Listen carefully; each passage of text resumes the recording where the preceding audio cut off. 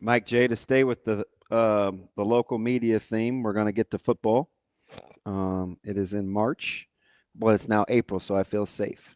Of these two guys, and I probably talk to you more than most. I've got a facial hairless Coach Barthel, I'm and gonna say it looks a little different there. yeah, found one with no facial hair, and Addison Williams. You got a chance to spend some time at practice. Your ears fairly close to the ground. I know you do your due diligence. Which one of these guys of the two interests you more for the remainder of spring? Addison Williams. Hmm, okay, It's it, didn't it's even Addison Williams for me. I mean, he's got a position group where they have, I think last count was 712 scholarship defensive backs that I believe they that's have to wade through. I might have 7-1-2, overshot that. big team Iowa Yeah. guy. 7-1-2. Big Council Bluffs guy.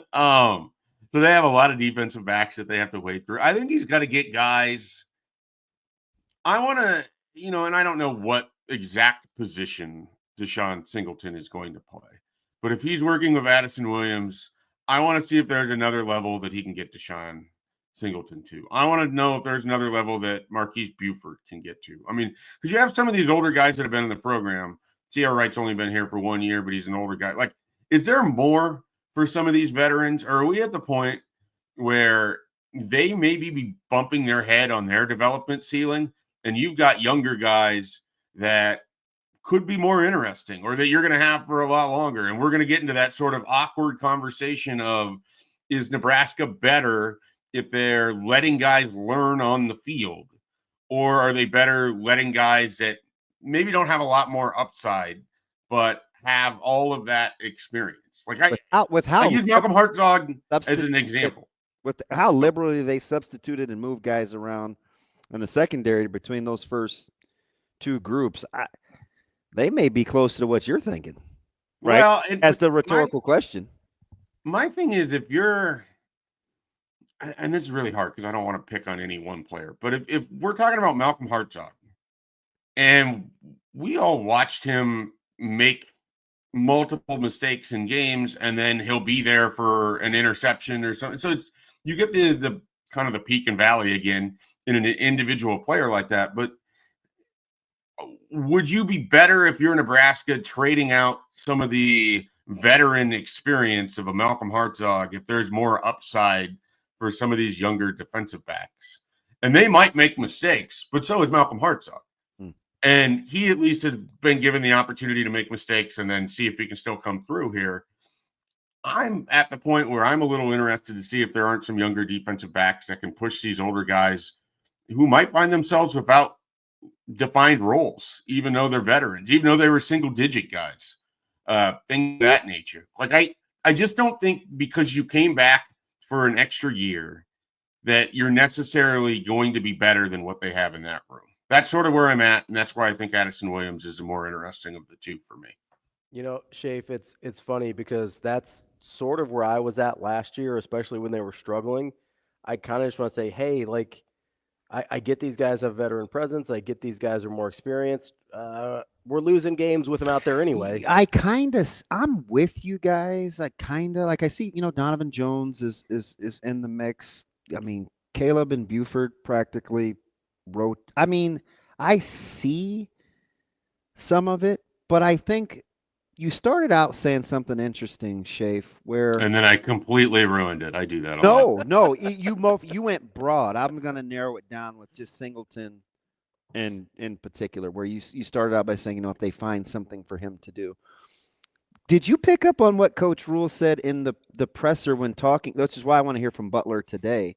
To use him somewhere to better meet his physicality, I think, is Yes, yes, paraphrasing it a little bit. you caught Yeah, that. I mean, I wonder if he's going to be in an Isaac Gifford role, or you slide him down, maybe even a Javin Wright You mean situation. Gifford from like 2 years ago, where they got him? Yes, not last year's Gifford. Okay, got you.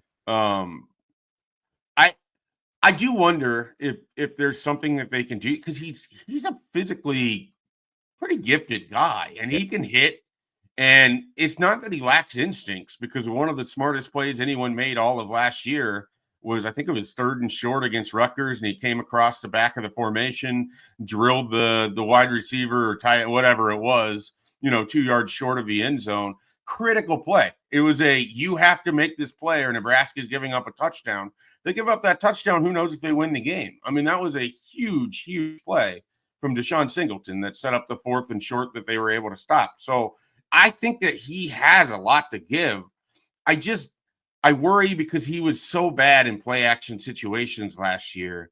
I just don't know if I can accept him as a safety again. I don't trust his eyes. I don't trust his discipline. There's something that didn't line up for me last year, and I found myself out on the idea that just because he came back, he should be one of Nebraska's safeties. So I am very open and interested to seeing him used in different ways. The only thing I really want to see out of the secondary, Schaefer, is I would love to see those guys play as fast as they test. And whoever's going to do that, that's who I want to see on the field because, we've talked about for a couple years now how talented and how physically gifted Deshaun Singleton is, and I believe that. I would like to see it show up on the field a little bit more. We talked about how Gift's going to test well, and he did. I would like to have seen that showing up on the field a little bit more. Whoever that is in the room, I don't care if they're, Ryan Kalkbrenner, 8th-year senior, or if they're a true freshman. Whoever's going to play as fast as they test, that's what I want to see. Is that asking too much? Well, I mean, as well as I do, the difference between those two things is all between the ears. So it's also, are you going to find the guy that's able to process as fast as he can play? I mean, that's really ultimately what it comes down to. And I think Deshaun Singleton got caught in between. I think Isaac Gifford got caught in between a lot last year. Malcolm Hartzog got caught in between a lot last year. I mean, I think they have guys that can play the position, but I think they were caught, where their thinking or their eye discipline or whatever it was just had them out of position in really bad situations. I mean, there weren't that many busts, but when Nebraska had a bust on the back end, it killed them. They just couldn't survive it. And so, I don't know who those guys are. And that's why I don't want to just assume because someone's been a starter for 3 years that he's going to be a starter in this secondary. They have fresh eyes all over this program. This all happened for a reason. If he wanted to run a bunch of things back, Matt Rule sure could. But he brought in people from the outside perspective to get a fresh look on this. And if Phil Snow sees something different, if Addison Williams sees something different, these are guys with defensive coordinator experience and a lot of coaching experience. So I'm very open to however things go in the secondary. I'm not married to the idea that just because someone's got experience, they need to be playing back there.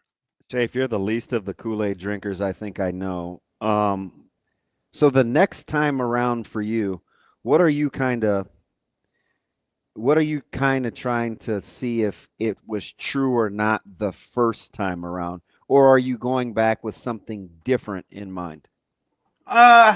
Really, we're just at the mercy of what section of practice we're able to watch, I mean, so I would love to see more live stuff between the defensive line and the offensive line, and we didn't really get that. So, I mean, for me, some of my takeaways are just very generic. Hey, that guy looked like he spent the offseason lifting weights and doing stuff and being active while I sat on my couch for 4 months.